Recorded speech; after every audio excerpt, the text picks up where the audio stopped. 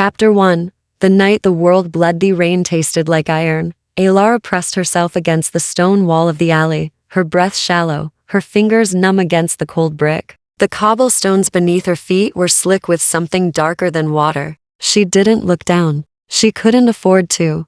Behind her, the tavern still burned. Smoke curled into the night sky, twisting with the storm clouds until she couldn't tell where one darkness ended and another began. The screams had stopped 10 minutes ago. That was somehow worse than when they'd been loud. She'd been serving drinks when the doors exploded inward. Not men. Not thieves or soldiers or debt collectors. Something else. Something that moved too fast, smiled too wide, left bodies crumpled like discarded dolls. She'd seen their eyes in the firelight, hungry, ancient, wrong. When the first patron's throat had opened in a red ribbon, she'd dropped her tray and run. Stupid. So stupid.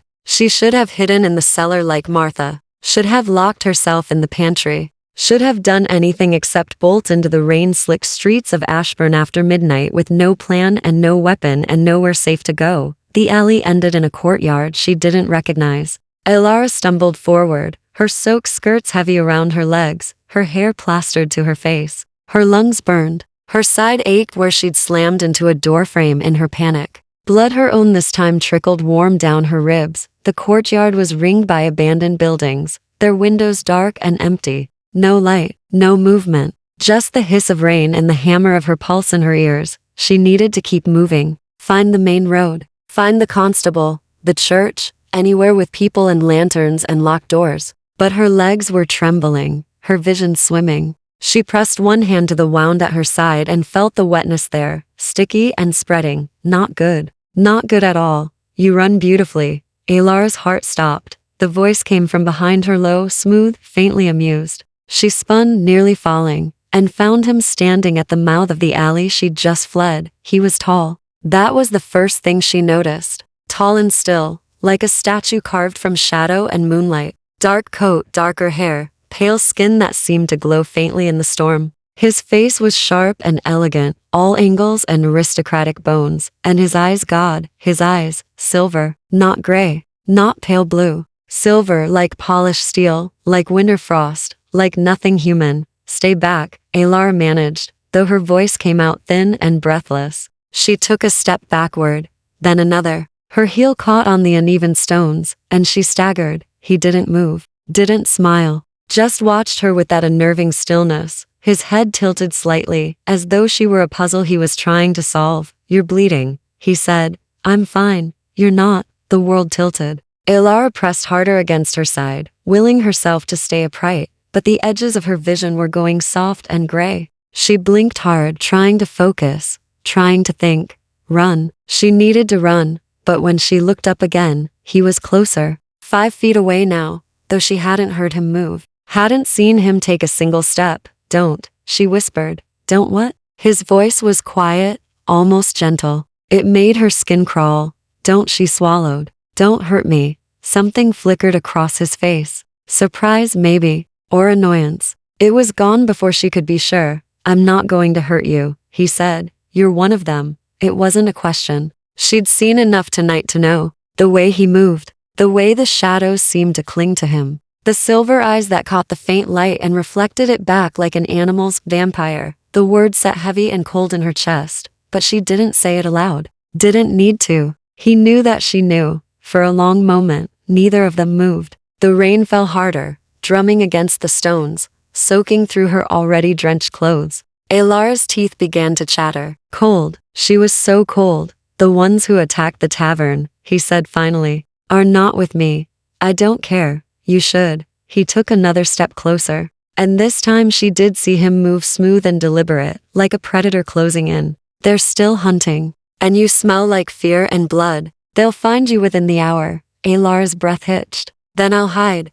Where? She opened her mouth, closed it, looked around the empty courtyard, the dark windows, the rain-slicked stones. Nowhere. There was nowhere. He saw the realization dawn on her face. Saw the moment her defiance cracked into something closer to desperation. Come with me, he said quietly. No, then you'll die. Maybe I'd rather no, he interrupted. His voice, sharp now, edged with something that might have been anger or impatience or something else entirely. You wouldn't. Don't lie to me. Don't lie to yourself. Ilara stared at him. Her side throbbed. Her head felt too light, disconnected from her body. She wanted to argue, wanted to spit in his face and run and prove him wrong, but she couldn't, because he was right. She didn't want to die. I'll take you somewhere safe, he continued, his tone softening slightly. Tend your wound. Keep you hidden until the others move on. And then what? His mouth curved, not quite a smile, but close. Sad almost.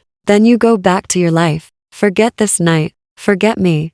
Why would you help me? For a moment, he didn't answer, just looked at her with those impossible silver eyes. And Ilara had the unsettling sense that he was seeing straight through her, past her fear, past her pride, down to some truth she didn't even know herself. Because, he said finally, you remind me of someone I failed to save once. The words hung between them, heavy with old grief. Ilara's legs gave out. She felt herself falling, felt the cold stones rising up to meet her, and then there were hands catching her, strong and steady and surprisingly warm. The world blurred. She heard him murmur something she didn't understand, felt herself being lifted, held close against a chest that didn't rise or fall with breath. The last thing she saw before the darkness took her was the rain falling through silver eyes. Chapter 2. The House of Shadows. Ilara woke to silence, not the peaceful kind. The thick, pressing kind that made her ears ring and her chest tighten with instinctive unease. She lay perfectly still, eyes closed, trying to remember where she was. The mattress beneath her was soft to soft. The air smelled wrong, not smoke and rain and blood, but something else. Old stone, beeswax candles, something faintly metallic she couldn't name. The tavern, the attack, the alley, him. Her eyes snapped open. The room was enormous. Vaulted ceilings lost in shadow, walls lined with dark wood paneling, and shelves heavy with leather-bound books. A fire burned low in a massive stone hearth, casting dancing light across Persian rugs and antique furniture that looked like it belonged in a museum. Heavy velvet curtains covered what she assumed were windows, blocking out any hint of whether it was day or night. She was lying in a four-poster bed carved from black wood, dressed in a white nightgown she absolutely hadn't been wearing when she'd collapsed. Her wound. Ilara lifted the fabric carefully, expecting pain, expecting blood-soaked bandages. Instead, she found clean linen wrapped expertly around her ribs, and beneath it, only a dull ache where the injury should have been screaming. You heal faster than I expected. She jerked upright, gasping, and immediately regretted it as her ribs protested. He was sitting in a chair beside the fire, so still she'd mistaken him for part of the furniture. In the firelight, he looked almost human. Almost. Where am I? Her voice came out hoarse. My home. That's not an answer. It's the only one that matters. He didn't look at her, his gaze fixed on the flames. You're safe here. They won't find you. Ilara pulled the blankets higher, suddenly aware of how thin the nightgown was, how exposed she felt. Who changed my clothes? Mrs. Cardew, my housekeeper. He paused. She's human, if that eases your concern. Nothing about this eases my concern. Now he did look at her, and the silver of his eyes caught the firelight, turning them molten. Good. Fear keeps mortals alive. Is that what I am to you? A mortal? What else would you be? She didn't have an answer for that. Instead, she swung her legs over the edge of the bed, testing her weight. Her body protested, but held. I need to go home.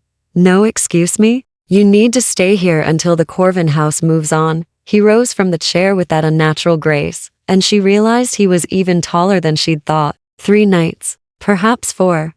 I can't just disappear for 3 nights. People will worry. My landlady will assume you fled the fire. Half of Ashburn saw the tavern burn. No one will question your absence. His tone was matter of fact, brooking no argument. If you return now, they'll smell you on the wind. They'll come for you. And this time, I won't be there. Ilara's hands clenched in the blankets. The Corvin house. That's what you called them.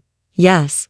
What are they? Vampires. Like me. He moved to the window, pulling back the curtain just enough to reveal darkness beyond. But unlike me in every way that matters. I don't understand. You don't need to. He let the curtain fall. You need to rest, heal, survive. Understanding is a luxury you can't afford. Anger flared hot in her chest, burning away some of the fear. Don't treat me like a child, then don't act like one. He turned to face her fully, and there was something dangerous in his expression now, something that reminded her exactly what he was. You stumbled into a war you cannot comprehend, between houses that have existed for centuries, over grievances older than your grandfather's grandfather. The Corvins broke the blood pact. They fed without consent. They slaughtered indiscriminately. And now every other house in Ashburn wants their heads, including you, especially me.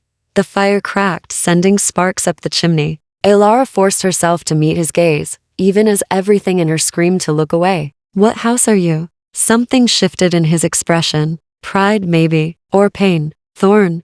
I've never heard of it.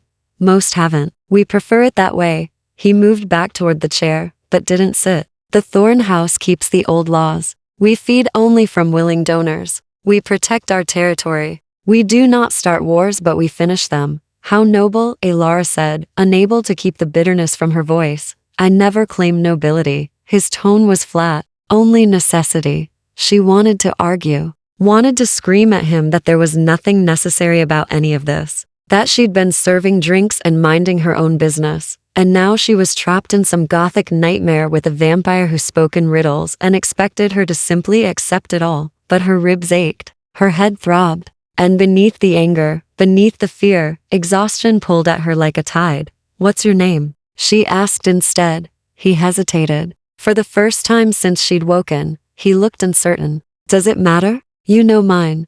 I heard them shouting it. In the tavern. Before he stopped. Elara. So tell me yours. Another long pause. The fire cracked again. Rain began to patter against the windows, soft and insistent. Cashin, he said finally. Cashin Thorn. Lord Thorn then. Just Cashin. Something almost like a smile touched his mouth. I gave up titles a century ago. A century. The words sat strange in her mind, impossible, and yet utterly believable. She studied him, the old-fashioned cut of his coat, the way he held himself, the weight of something ancient in those silver eyes. How old are you? She asked quietly, old enough to know better than to answer that question. He moved toward the door. Mrs. Cardew will bring you food, real food. I keep a well-stocked kitchen for the living. Where are you going? He paused, his hand on the door. To patrol. To ensure we weren't followed. To do what I can to end this quickly so you can go home. Cashin. He turned back, surprise flickering across his face at the sound of his name in her mouth. Thank you, Elara said, for saving me. Even if I don't understand why. For a moment, he just looked at her. Then he inclined his head slightly, an old-fashioned gesture, formal and oddly courteous. Sleep, he said. You're safe here. I promise you that. Then he was gone. The door closing with a soft click behind him. Elara sat in the enormous bed, alone with the fire and the shadows and the rain, and wondered if she'd just been saved or captured, and which one terrified her more. Chapter 3. The space between breaths. 3 days passed like a fever dream. Elara learned the rhythms of the house quickly, because there was nothing else to do. Mrs. Cardew arrived each morning with breakfast real. Generous meals that made her suspect. Cashin understood human hunger better than most humans did. The housekeeper was older, gray-haired, tight-lipped. She answered no questions about her employer, but her hands were gentle when she changed Elara's bandages, and she always left books behind when she departed. The library became Elara's domain. Cashin didn't reappear during daylight hours, and she understood why without being told. Vampires slept when the sun rose. It was the only time she felt brave enough to explore. The house was a labyrinth of corridors and locked doors, all dark wood and darker secrets. She found a music room with a piano that looked centuries old, a gallery hung with portraits of pale, beautiful people, who all had the same unsettling quality in their painted eyes. She found a ballroom thick with dust, as though no one had danced there in decades. She did not find Cashin's chambers. Some instinct kept her from looking too hard. At night, she heard him moving through the house. Footsteps in distant corridors. The creak of floorboards overhead. Sometimes she caught glimpses of a shadow passing her doorway, a figure at the far end of a hall. He never came close. Never spoke to her after that first night. It should have been a relief. Instead, it made her restless. On the third evening, she found him in the library. He was standing at the window when she entered, the curtains pulled back just enough to reveal the night beyond. Rain streaked the glass. Ashbourne's lights glimmered in the distance, warm and alive and impossibly far away. You don't need to avoid me, Elara said. He didn't turn. I'm not avoiding you. You haven't spoken to me in 3 days. You were healing. You needed rest. I'm healed now. She moved closer, her bare feet silent on the Persian rug. Mrs. Cardew says the wound is nearly closed. She's never seen anything like it. Vampire blood accelerates healing in mortals. His tone was casual, matter of fact. I used some to clean the wound. It seemed kinder than letting you suffer. Alara stopped walking. You what? A few drops. No more. Now he did turn, and his expression was carefully neutral. It won't change you. Won't bind you. The amount required for that is far greater. You didn't ask. You were unconscious and bleeding. Consent is a luxury the dying don't have. She wanted to be angry. Should have been angry. But looking at him now at the tired set of his shoulders, the shadows under those silver eyes, she found she couldn't quite manage it. How much longer? She asked instead. The Corvins left Ashburn last night. You can go home tomorrow.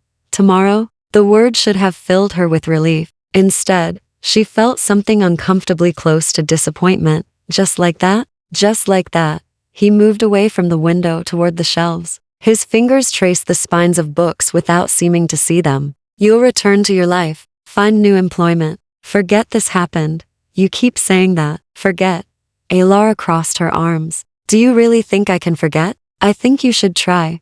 Why? Because knowing what I am, what we are, will only bring you pain. He pulled a book from the shelf, a leather-bound volume with gold lettering she couldn't read in the dim light. Mortals who involve themselves with vampire politics don't tend to live long, happy lives. I'm not trying to involve myself. You involved me when you carried me here. I could have left you in that alley. Why didn't you? The question came out sharper than she intended. You said I reminded you of someone. Who? Cashin's jaw tightened. For a long moment, he said nothing. Then he set the book down with careful precision and met her gaze. Her name was Isabel, he said quietly. She was human, kind, reckless. She witnessed a feeding she shouldn't have, and he paused. I didn't act quickly enough. Didn't see the danger until it was too late. By the time I found her, she was already gone. I'm sorry. Don't be. It was a century ago. That doesn't mean it doesn't still hurt. Something flickered in his expression, surprise, perhaps, that she understood.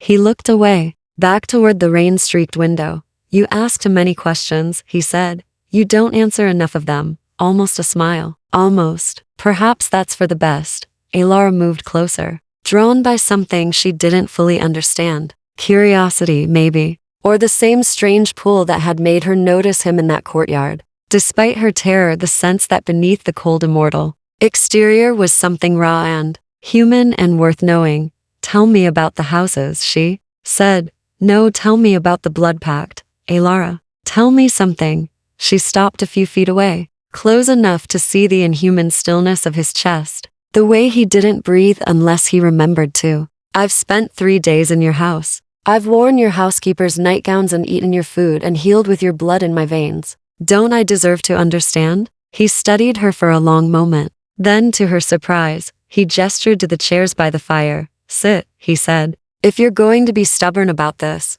you might as well be comfortable. Alara sat. Cashin remained standing, one hand resting on the mantel, his profile sharp against the firelight. There are 5 houses in Ashburn, he began. Thorn, Corvin, Ashford, Murrow, Vale. We each control territory. Each maintain our own courts, our own rules. But all of us swore the blood pact 300 years ago, after the last great war nearly exposed us all. What does the pact say? 3 laws. First, feed only from the willing. Second, kill only in defense. Third, never expose our nature to the mortal world. His expression darkened. The Corvins broke all 3 when they attacked that tavern. And now they'll answer for it.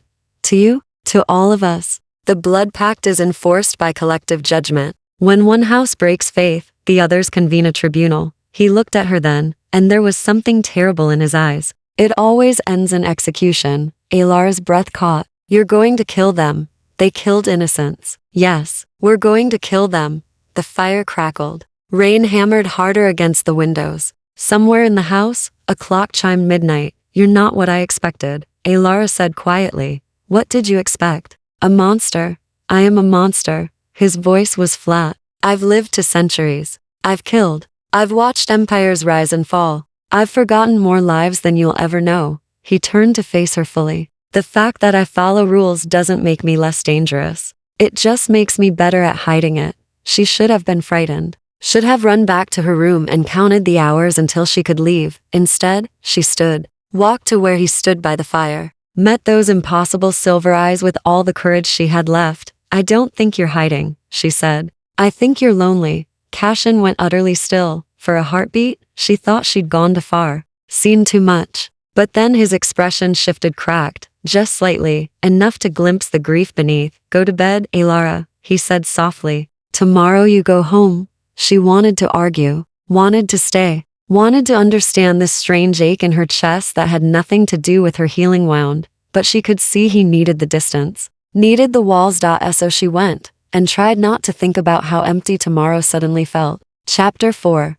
Blood and Thunder. Alara didn't sleep. She lay in the massive bed, watching shadows dance across the ceiling, listening to the house settle around her. Tomorrow she would leave. Tomorrow she would return to her rented room above the seamstress shop, to the search for new employment, to the careful, quiet life she'd built from the wreckage of her past. Tomorrow she would pretend none of this had happened. The thought sat bitter on her tongue. Sometime past 2 in the morning, she heard it. A sound that didn't belong, sharp, violent, wrong, glass shattering. A thud that shook the floorboards. Then silence, thick and terrible. Alara was out of bed before she could think better of it, pulling on the dressing gown Mrs. Cardew had left, her heart hammering against her ribs. The corridor outside her room was dark, lit only by guttering candles and wall sconces. No sign of Cashin, no sign of anyone. Another crash, closer now. From downstairs. She should lock her door, should hide under the bed like a sensible person,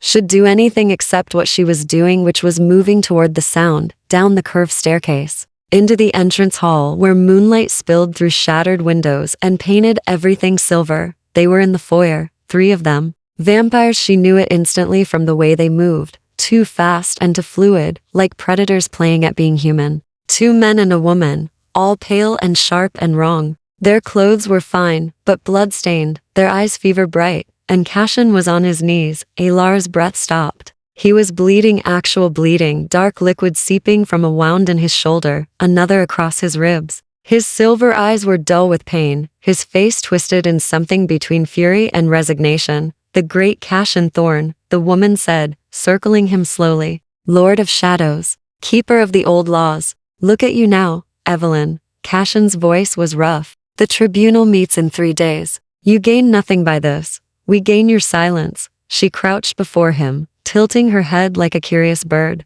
You are always the most dangerous foe, the one we couldn't buy or threaten or seduce. So we remove you from the board. Killing a house lord breaks the pact. The pact is already broken. She smiled, showing too many teeth. We burned it with that tavern. Now we finish what we started. One of the men moved closer, producing a blade that gleamed dark in the moonlight. Not steel. Something else. Something that made Cashin flinch. Silver, Alara whispered, the word escaping before she could stop it. 4 pairs of eyes snapped toward the stairs. She froze, every instinct screaming at her to run, but her legs wouldn't obey. The vampires stared at her with expressions ranging from surprise to hunger to cold calculation. Well, Evelyn said softly, what have we here? Leave her alone. Cashin's voice cracked with effort as he tried to rise. She's nothing. A servant. She doesn't. She smells like you. The woman inhaled deeply, her eyes half closing. Your blood, in her veins. How intimate.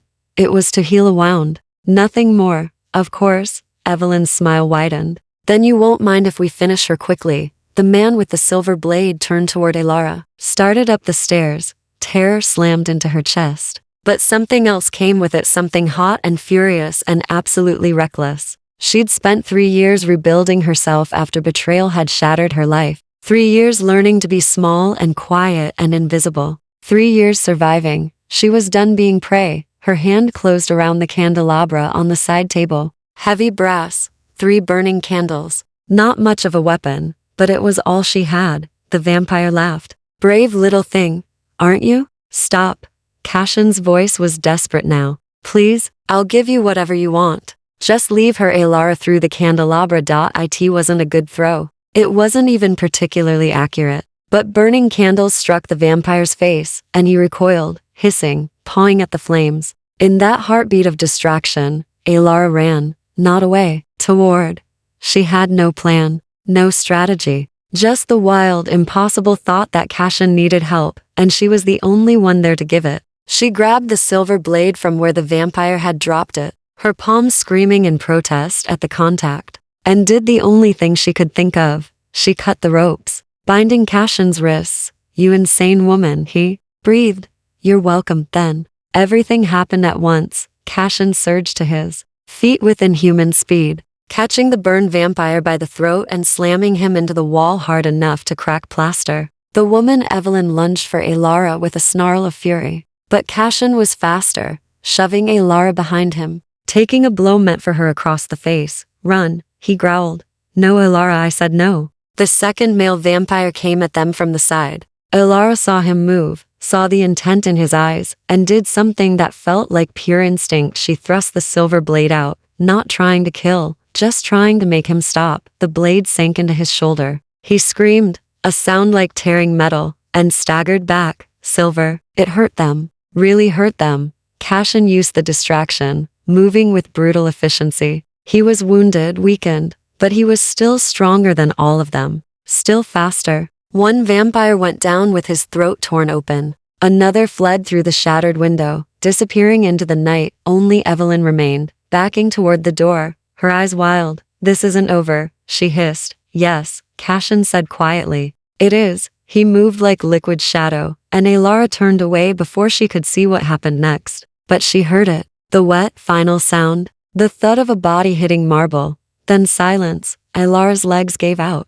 She sat down hard on the stairs, the silver blade clattering from her burned palm. Her whole body was shaking. Cashin appeared in front of her, kneeling despite his wounds, his face streaked with blood. "Are you hurt?" His hands moved over her, checking for injuries with surprising gentleness. "My hand." The silver. He took it carefully, examining the burn. "It'll heal. You'll scar, but you'll heal. You're still bleeding. I'll heal too." His eyes met hers, and there was something raw in them now, something she hadn't seen before. "You should have run. You would have died. I've died before. I came back. That's not funny. It wasn't meant to be." He sat back on his heels, looking at her with an expression she couldn't name. "You saved my life." Immortal saved a vampire's life with a silver blade. The irony is almost poetic. "I didn't know what else to do. You did exactly what you shouldn't have." His voice was rough. "You brave, foolish, impossible woman." The words should have sounded like criticism. Instead, they sounded almost like wonder. Alara laughed, a sound edged with hysteria. "I think I've ruined your plan to send me home tomorrow." Cashin's expression shifted, something between resignation and relief and something else she didn't dare name. "Yes," he said quietly. "I think you have." Outside, thunder rolled across Ashburn. The storm was far from over, and so Alara realized were they. Chapter 5. The Weight of Silvermers. Cardew arrived at dawn to find carnage. To her credit, she didn't scream, didn't faint, just surveyed the shattered windows, the bodies, the blood painting, the marble, and said, "I'll fetch the cleaning supplies." Alara sat in the library, her burned hand wrapped in linen soaked with something that smelled of herbs and stung like fire. Cashin had vanished the moment the sun began to rise, retreating to whatever dark sanctuary he kept for daylight hours. She hadn't argued, hadn't asked to follow. Some boundaries, she was learning, couldn't be crossed. "Drink this, Mrs." Cardew appeared with a teacup that steamed with something that definitely wasn't tea. Willow bark and chamomile. For the pain, Alara accepted it gratefully. "You're not surprised by the attack?" "No." The older woman settled into the chair across from her, hands folded in her lap. "Lord Thorn has enemies. Always has. It's the nature of what he is." "How long have you worked for him?" 20 years, give or take, and you know what he is." "Of course I know, Mrs." Cardew's expression was patient, almost fond. "He saved my daughter from a house fire, pulled her from the flames when no mortal man could have survived. I've served him ever since." Alara stared into her cup. "Aren't you afraid? Of Lord Thorn?" "Never." "Of what others might do to get to him?" She paused. "Always." The words settled heavy in Alara's chest. She'd spent 3 days thinking of Cashin as her captor, her protector, her puzzle to solve. She hadn't considered that others might see him differently, might love him even. The Corvins want him dead, Alara said quietly. The Corvins want everyone dead, Mrs. Cardew rose, smoothing her skirts. They've been trouble for decades, breaking the small rules, testing the boundaries. Lord Thorne always argued for patience, for second chances. Her mouth thinned. I suspect he regrets that now. What will he do? What he must. Before Alara could ask what that meant, the housekeeper was gone, leaving her alone with her thoughts and the dying fire. Night fell like a curtain. Alara had dozed in the library, exhaustion finally claiming her, despite the ache in her hand and the restless anxiety thrumming through her veins. She woke to find Cashin standing at the window, fully healed, dressed in clean clothes, looking like the attack had never happened, but she could see the tension in his shoulders. The way his jaw was set. You should be resting, he said, without turning. So should you. I don't need rest. I need answers. He finally looked at her, and his eyes were storm silver. Why did you help me? Alara blinked. What? Last night. The blade. You could have run. Should have run. Why didn't you? She opened her mouth, closed it. How could she explain something she didn't fully understand herself? I don't know. That's not an answer. It's the only one I have. She stood, moving closer despite the warning in his posture. You saved me first. Maybe I was returning the favor. Debts between mortals and vampires are dangerous things. I'm starting to think. Everything about you is dangerous. Almost a smile. Almost. You're not wrong.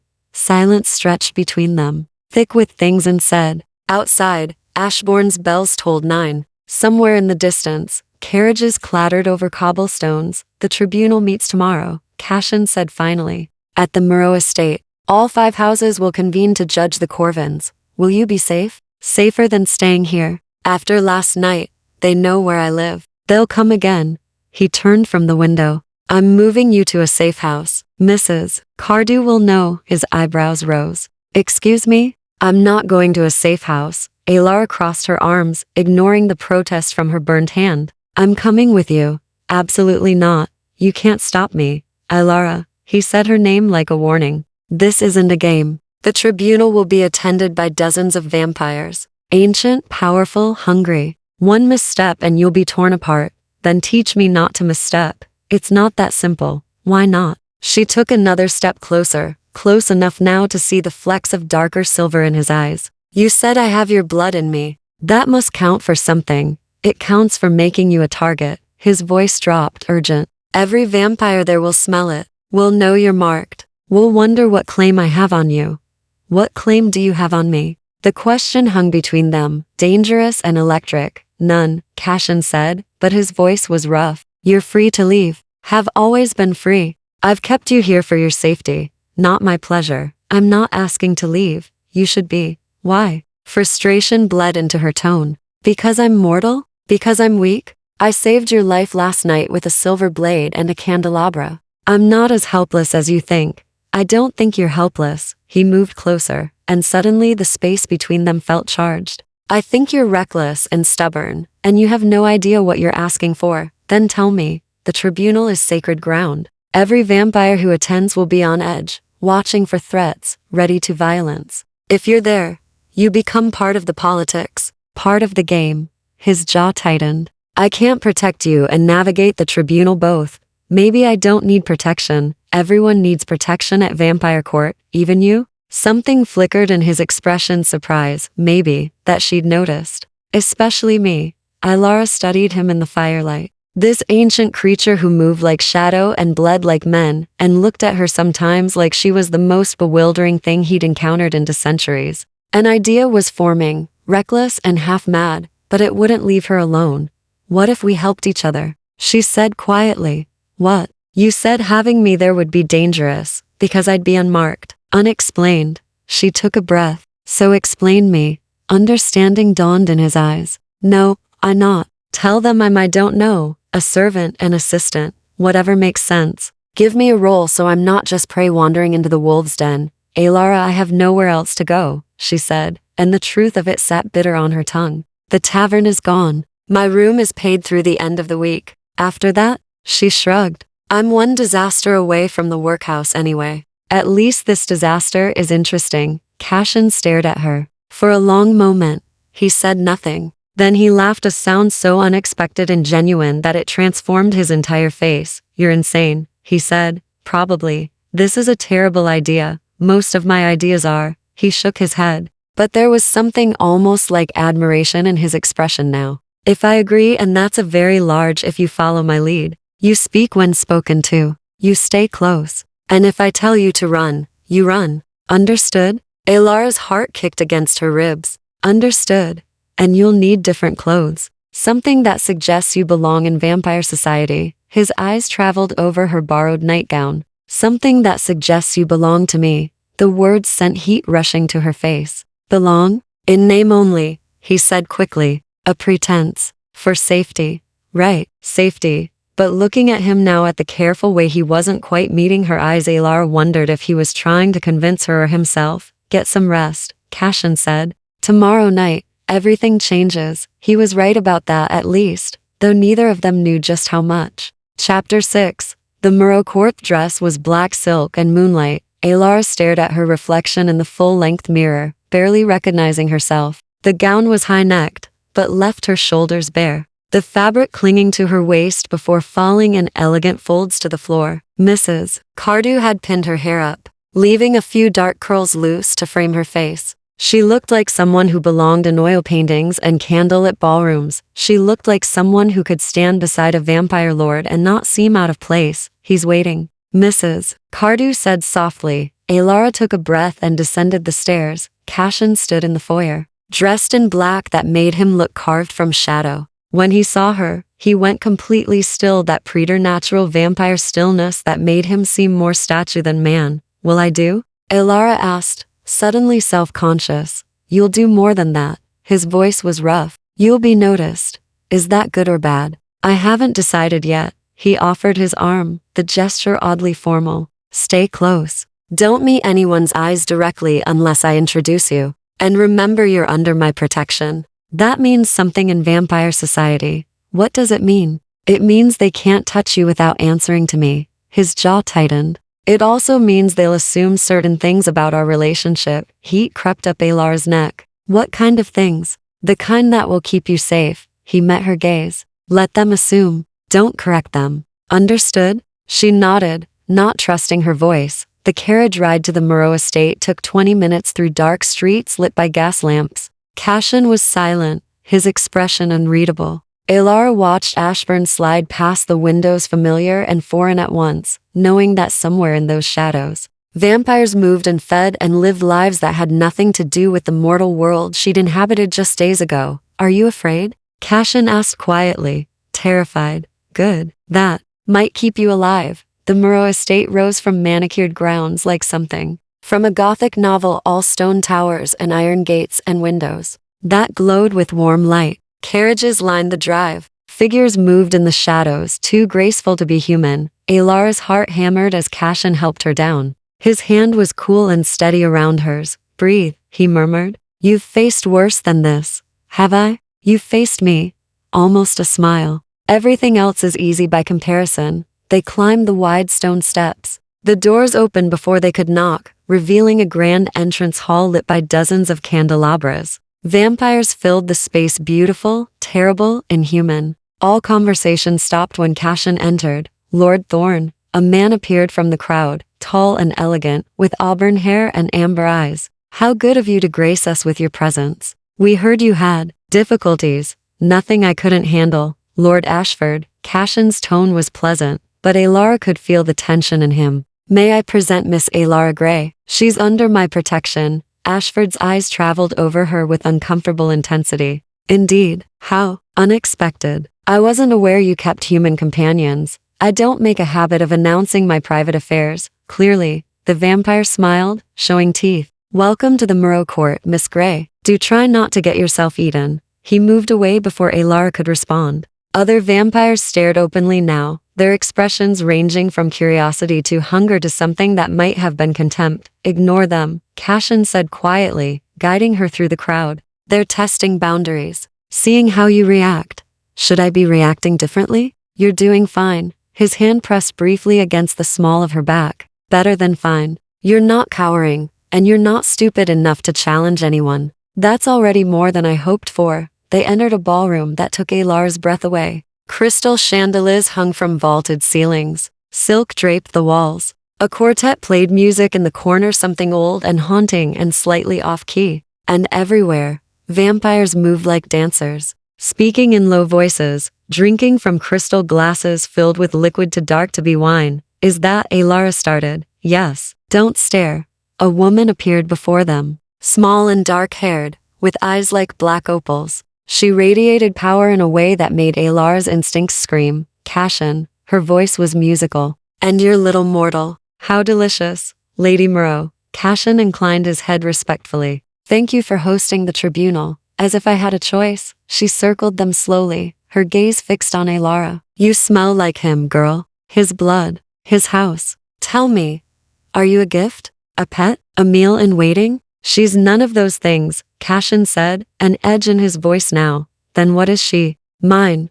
The word hung in the air, possessive and absolute. Alara's breath caught. Lady Moreau's eyebrows rose. My, how interesting. She smiled slowly. Does Lord Vale know you've finally taken a companion? He'll be devastated. He's been trying to warm your bed for decades. My private life isn't tribunal business. Everything is tribunal business tonight. The vampire's expression turned serious. The Corvins have been summoned. 3 survived your encounter last night, though I hear you dispatched Evelyn quite thoroughly. She broke into my home. Attempted murder. I responded accordingly. So you did. The question is whether the tribunal will view it as justified defense or an escalation of hostilities. Lady Moreau's gaze flicked to Alara again. Especially now that you've introduced a mortal variable into the equation. She has nothing to do with house politics, doesn't she? The Corvins attacked you in front of her. She saw vampire law broken, saw one of our kind killed. She's a witness, Cashin. A liability. Alara's mouth went dry. I won't tell anyone.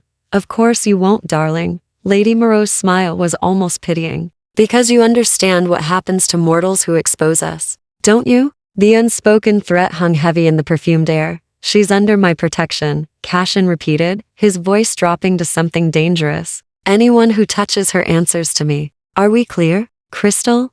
Lady Moreau turned away. The tribunal convenes in 10 minutes. Do try to keep your mortal out of trouble, Lord Thorne. It would be terribly inconvenient to start another war over something so fragile. She disappeared into the crowd, leaving them alone. Alar's hands were shaking. She clasped them together, willing herself steady. I didn't think she started. Neither did I. Cashin's expression was grim. They're going to use you against me. Make you a weakness. Maybe I should leave. Too late for that now. He turned to face her fully, and his eyes were storm silver with suppressed emotion. You're in this. We both are. So we see it through together. Together. Alara echoed. A bell tolled somewhere deep in the house. The vampires began moving toward a set of double doors at the far end of the ballroom. The tribunal, Cashin said quietly. Stay close. Stay silent. And whatever happens in there, he paused. Trust me. Alara looked at this ancient creature who'd saved her life, sheltered her, let her fight beside him, claimed her as his in front of vampire nobility.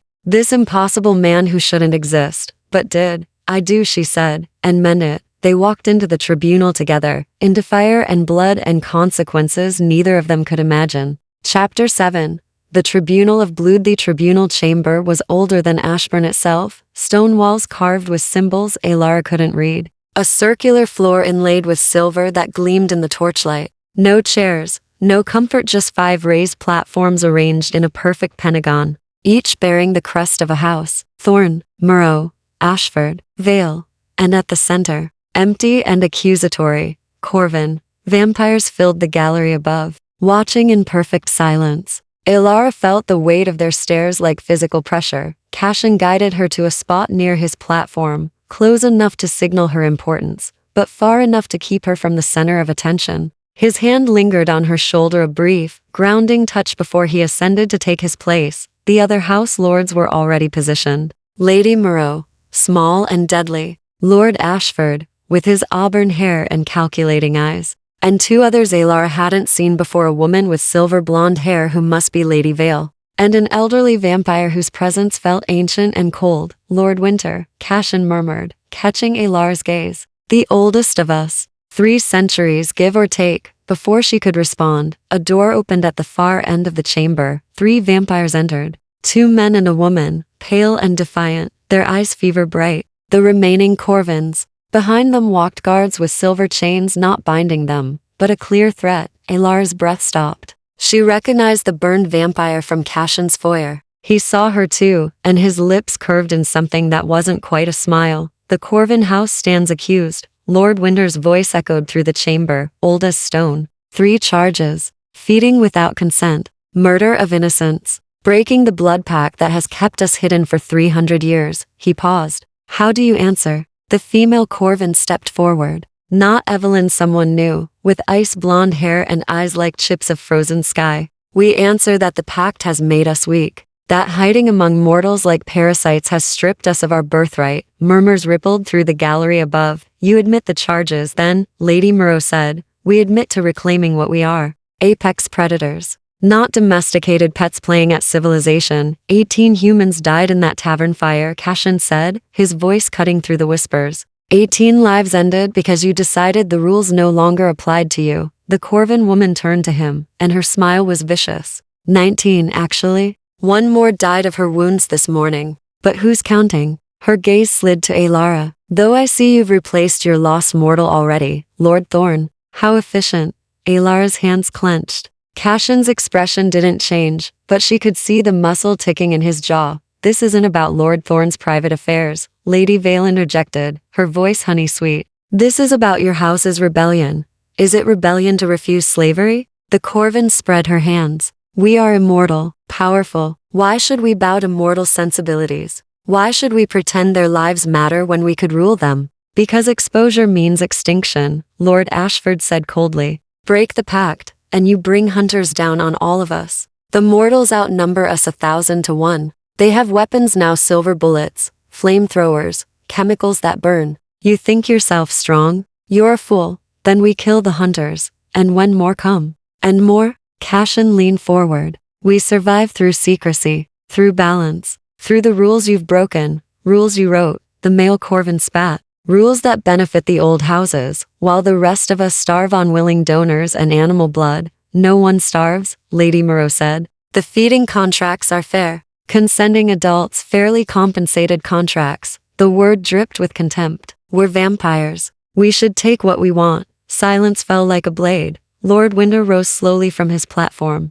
When he spoke, his voice carried the weight of centuries. Then you leave us no choice. The tribunal finds the Corvin house guilty of breaking the blood pact. The sentence is execution and dissolution. Your house, your name, your legacy ended. No, the female Corvin's composure finally cracked. You can't. We have rights. You forfeited your rights when you massacred innocents, Cashin said quietly. This is mercy. A clean death instead of what you deserve. And what do we deserve, Lord Thorn? Her eyes blazed. What punishment befits creatures like us? I wasn't talking about you. His gaze was steel. I was talking about the humans you murdered. The lives you destroyed. They deserved mercy. You get justice. The Corvin woman laughed, a sound edged with hysteria. Justice. From a vampire who keeps a human pet on a leash. The hypocrisy is breathtaking. She's not, Cashin started. Oh, but she is. The vampire's attention fixed on Alara like a predator sending blood.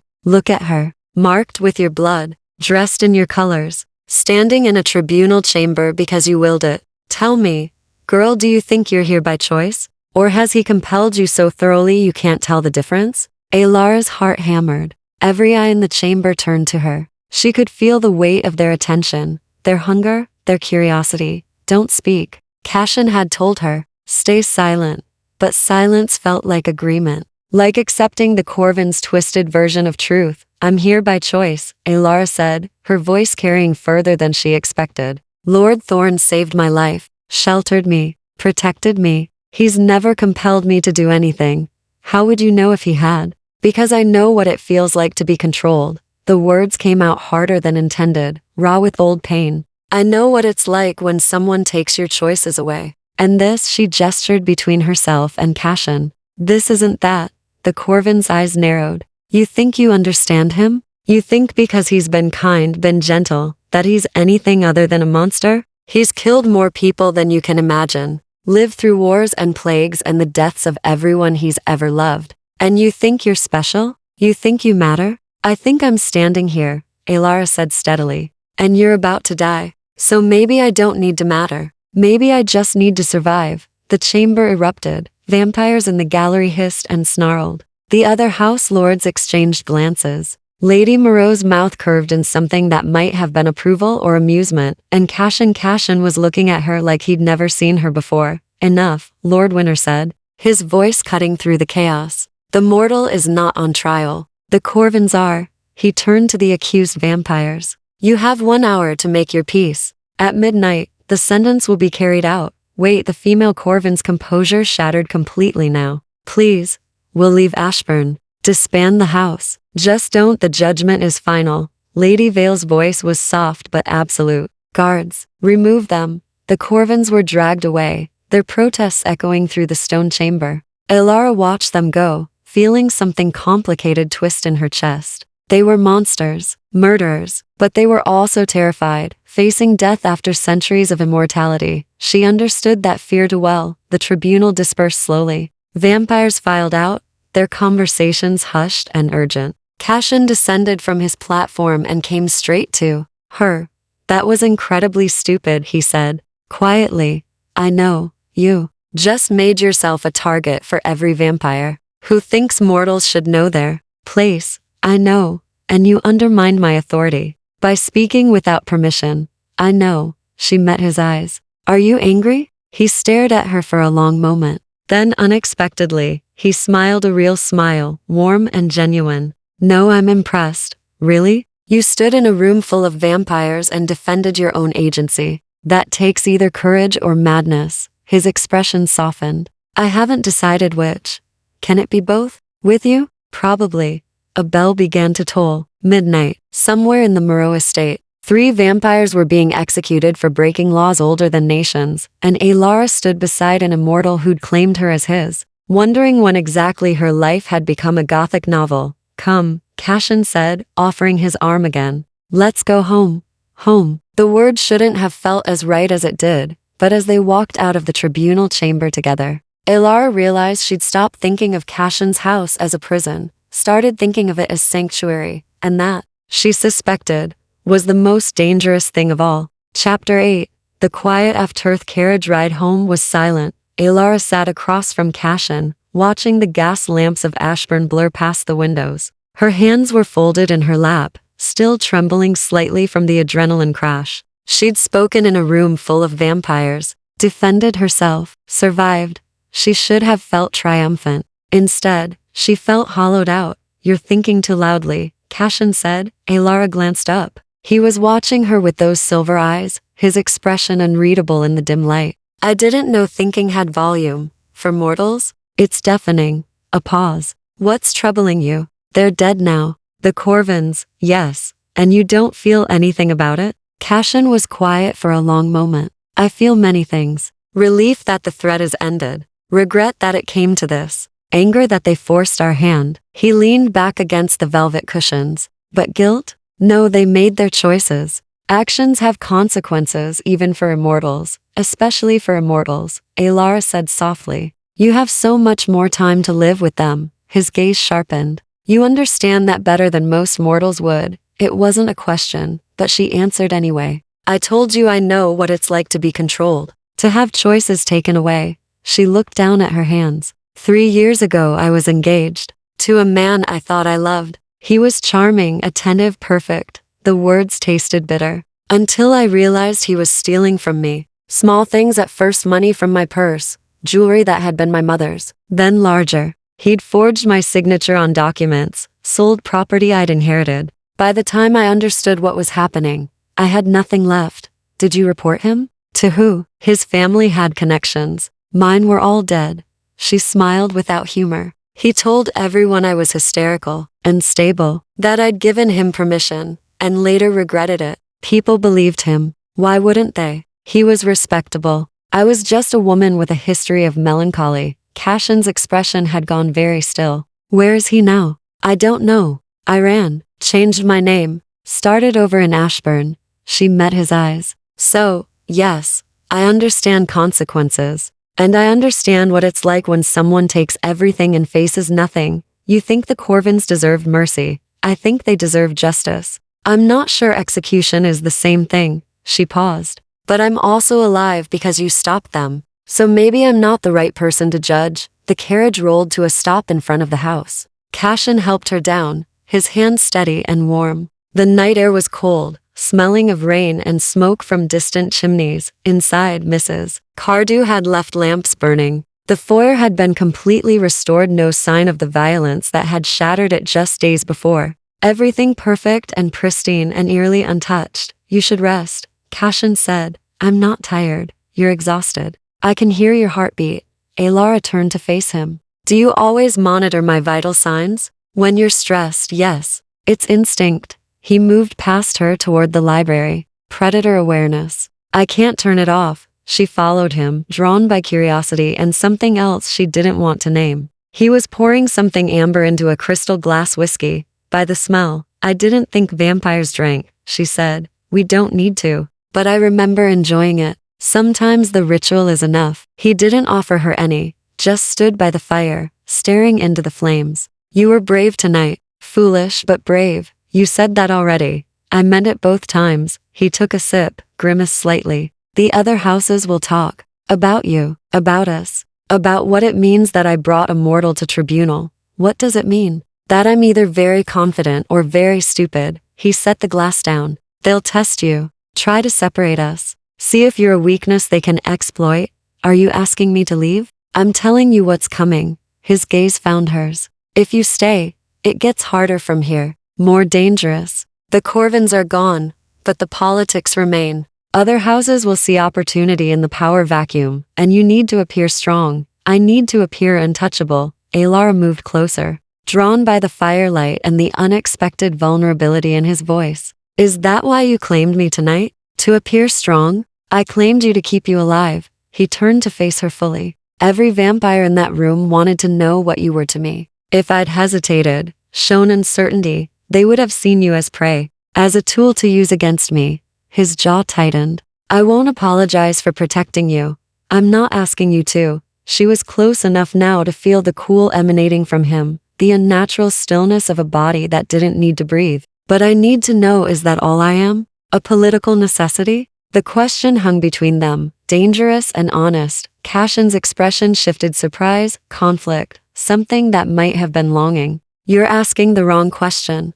What's the right one? Whether I can afford for you to be anything more. Her breath caught. The firelight painted shadows across his face, making him look younger somehow. Almost human. Almost touchable. Cashin, I'm 200 years old, Alara. His voice was raw now, stripped of its usual control. I've watched people I cared about grow old and die. Watched friends become dust. Buried more lovers than you have years. He stepped back, putting distance between them. I don't form attachments anymore. I can't afford to. And yet you saved me. That was different. Why? Because I'm a fool. The admission came out like a confession. Because you looked at me in that alley like I was something other than a monster. Because you didn't run when you should have. Because he stopped, jaw clenched. Alara closed the distance he'd created, looked up at this impossible creature who'd sheltered her, protected her, let her fight beside him. Because what? For a long moment, he just stared at her. Then, so quietly she almost didn't hear it, because you remind me what it felt like to be human. The words settled between them, heavy with meaning. Outside, thunder rumbled. The first drops of rain began to patter against the windows. The fire crackled, sending shadows dancing across the walls. I should go to bed, Alara said, though she didn't move. You should. Will you be here in the morning? I don't sleep during the day. I rest. It's different. That's not what I asked. A ghost of a smile. Yes, I'll be here. She turned to go, got as far as the doorway before his voice stopped her. Alara. She looked back. Thank you, he said quietly, for what you said tonight, at the tribunal. You didn't have to defend me. Yes, I did. She smiled. You're mine too, remember? His expression transformed surprise and pleasure and something warmer she couldn't name. Good night, Alara. Good night, Cashin. She climbed the stairs to her room, her heart doing complicated things in her chest, changed out of the silk gown, slipped into bed, and lay awake in the darkness, thinking about Silver Eyes and impossible choices, and the way he'd looked at her when she'd said he was hers. like she'd given him something he'd forgotten how to want. Downstairs, Cashin stood by the fire long after she'd gone, remembering what it felt like to hope, and terrified of what that hope might cost them both. Chapter 9. Lessons in Immortality. Their weeks passed in a strange, suspended twilight. Alara didn't leave, didn't look for new employment or return to her rented room. Mrs. Cardew brought her belongings from the seamstress shop without being asked, a single trunk containing everything she owned. It fit easily in the corner of her bedroom, a stark reminder of how little she'd accumulated in 3 years of careful, quiet living. The house became familiar. She learned which floorboards creaked, which rooms caught the afternoon sun, where Cashin kept his favorite books. She learned the rhythm of his days, or rather, his nights. He emerged after sunset, worked in his study on correspondence she didn't ask about, sometimes disappeared for hours on business he didn't explain, but more often he stayed. And they talked. It started accidentally. Alara had been reading in the library one evening when he'd entered, clearly intending to work alone. But she'd asked him a question about the book, some obscure historical text about medieval trade routes, and he'd answered, then stayed, then pulled another volume from the shelf to show her something he thought she'd find interesting. Now it was routine. After dinner, hers and whatever business occupied him his, they met in the library. Sometimes they talked for hours. Sometimes they sat in comfortable silence, her reading while he wrote letters in elegant, old-fashioned script. Tonight, she was restless. Teach me, Alara said abruptly. Cashin looked up from his correspondence, one eyebrow raised. Teach you what? How to survive in your world. You said the other houses would test me, that it would get more dangerous. She closed her book. So teach me the rules, the politics, how not to get myself killed. He studied her for a long moment. Why?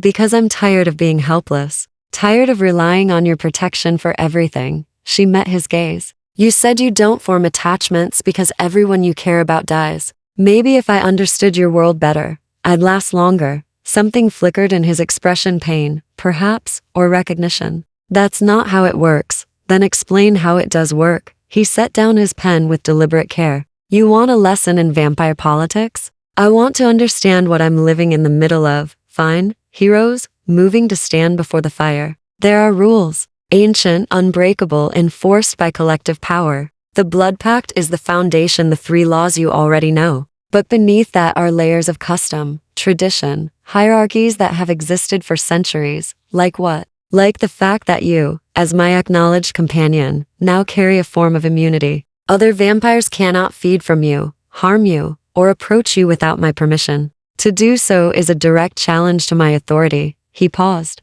But that protection only extends as far as my power does. If I'm perceived as weak, the protection means nothing. Is that why you've been avoiding the other houses? I haven't been avoiding them. I've been strategic. His mouth curved without humor. After the tribunal, there was a power vacuum. The Corvin territory needed to be redistributed, their assets claimed, their feeding contracts reassigned. Every house wanted a piece. I made sure Thorn got its share without appearing greedy. Politics, Alara said. Survival. He turned to face her. Everything vampires do is about survival. We're apex predators in a world that no longer tolerates us. We survive by being smarter, more careful, more ruthless than the mortals who outnumber us. Is that what you are? Ruthless? When I need to be. No hesitation. I've killed to protect my house. Killed to enforce the laws. Killed because the alternative was worse. His silver eyes caught the firelight. Does that frighten you? It should, Alara said honestly. But somehow it doesn't. Maybe I'm broken. You're not broken. His voice softened. You're practical. You understand that survival sometimes requires ugly choices. She thought of her former fiancé, of the choices she'd made to escape him. Yes, I suppose I do. Cashin moved closer, that predator grace, making the simple act hypnotic. There are other rules you should know. About feeding. About consent.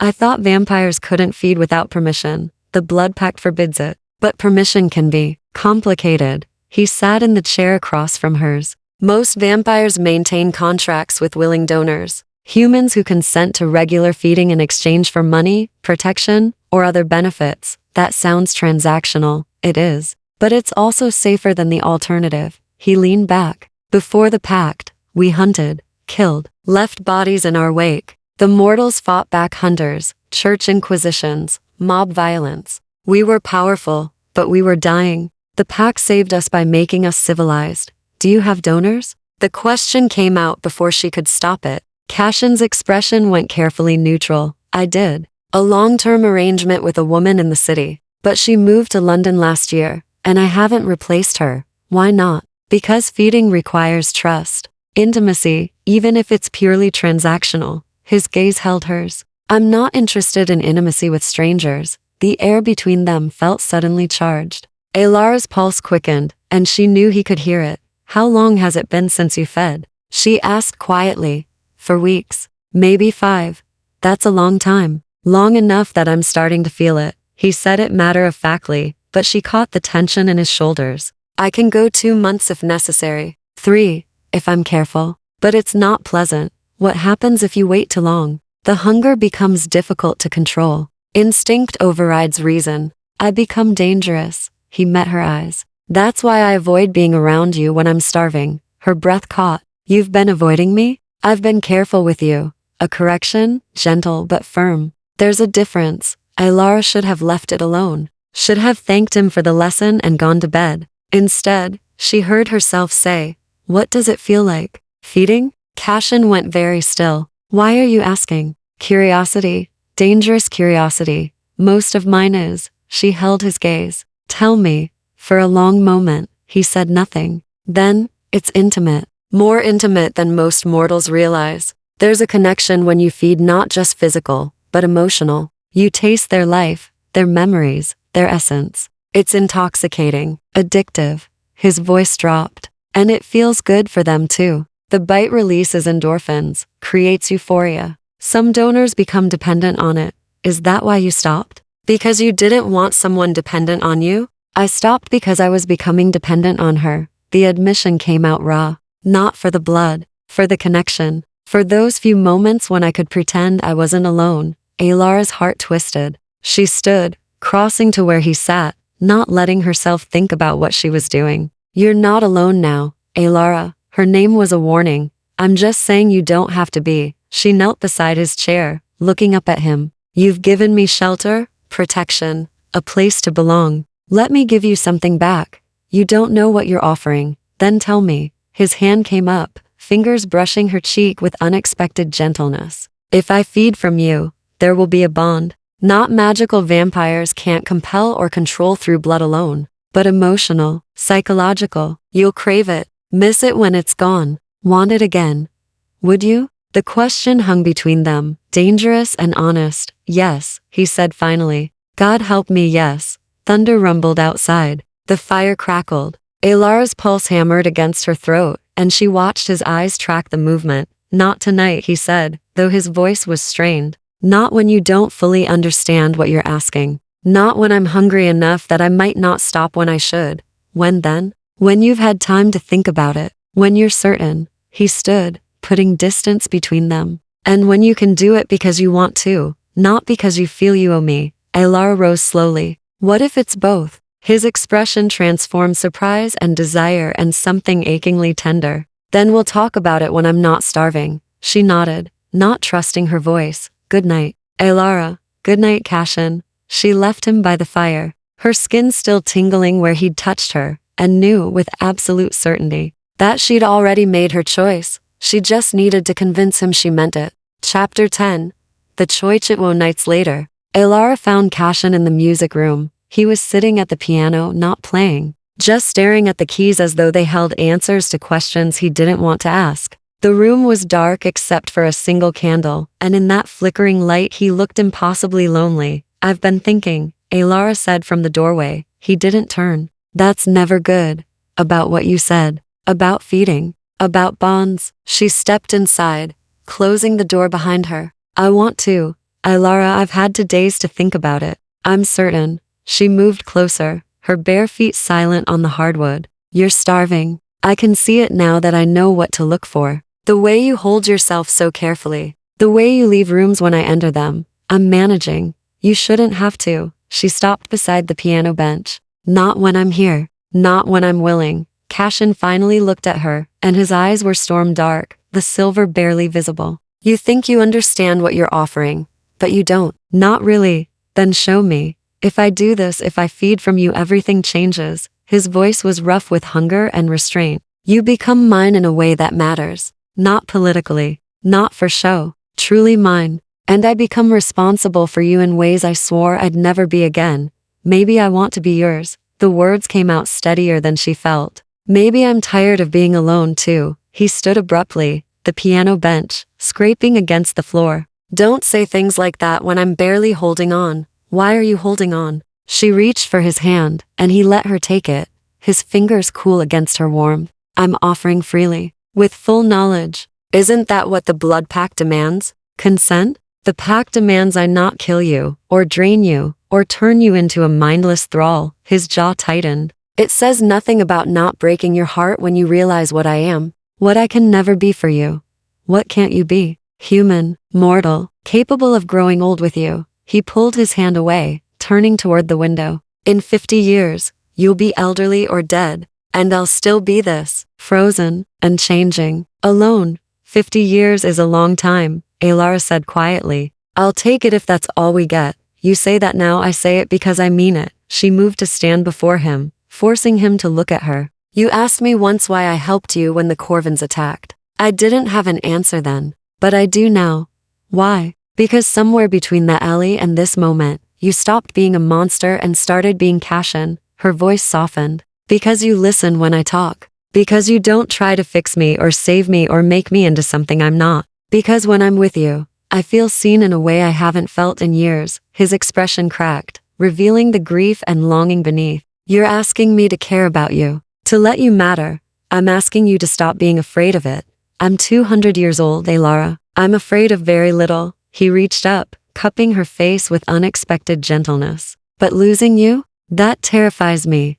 Then don't lose me. Keep me. For however long we have, for a long moment. They just stood there, the air between them electric with possibility. Then Cashin's thumb brushed across her lower lip, and she felt him tremble. If we do this, he said quietly, we do it properly. Not in some dark room because I'm starving and desperate, but as a choice we both make with clear heads and open eyes. I'm choosing now, tomorrow night then, when I've fed enough elsewhere to take the edge off, when I can be gentle with you. His eyes searched hers. And if you change your mind, if at any point you want to stop, you tell me. Promise me that. I promise. He leaned forward, pressing his forehead to hers, an achingly human gesture from a creature who claimed not to be. You're going to ruin me.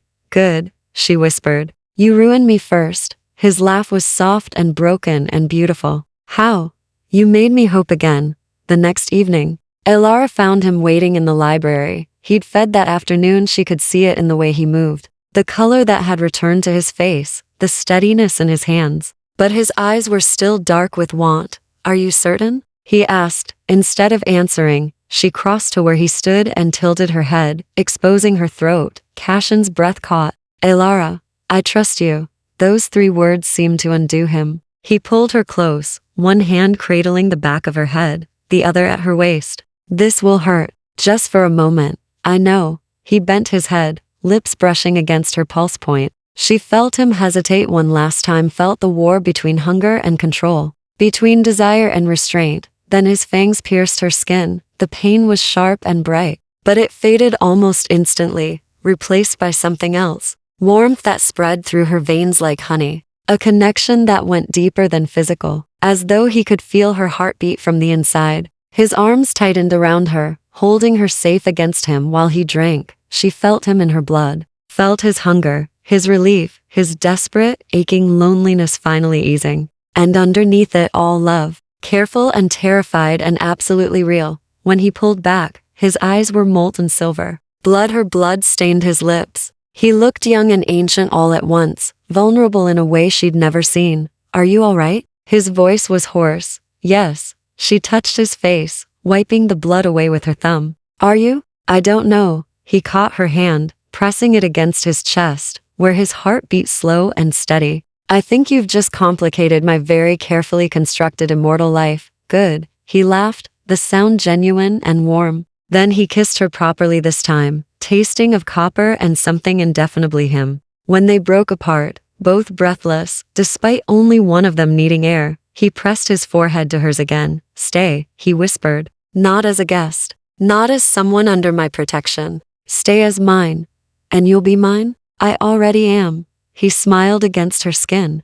Have been since you threw that candelabra at a vampire and decided I was worth saving, then yes, I'll stay. Outside, dawn was still hours away. Thunder rumbled in the distance, promising another storm. But inside the library, wrapped in Cashin's arms, with his blood singing in her veins, and her heart finally, impossibly full, Alara felt nothing but peace. She'd come to this house bleeding and broken, expecting to die. Instead, she'd learned to live again, with a vampire who'd forgotten how to hope and a future that defied every rule she'd ever known about what was possible. Tell me something, she said, after a while. Anything, in 50 years. When I'm old and you're still you, will you regret this? Cashin pulled back enough to look at her properly, his silver eyes blazing with certainty. Never. Not one moment. Not one heartbeat. He kissed her forehead. You gave me back something I thought I'd lost forever. What's that? A reason to want tomorrow to come. And in that moment, Ilara understood what she'd always known but couldn't name, that love wasn't about how much time you had. It was about what you did with it. So she kissed him again. And let tomorrow worry about itself. Tonight, they had each other. And for now, that was immortality enough.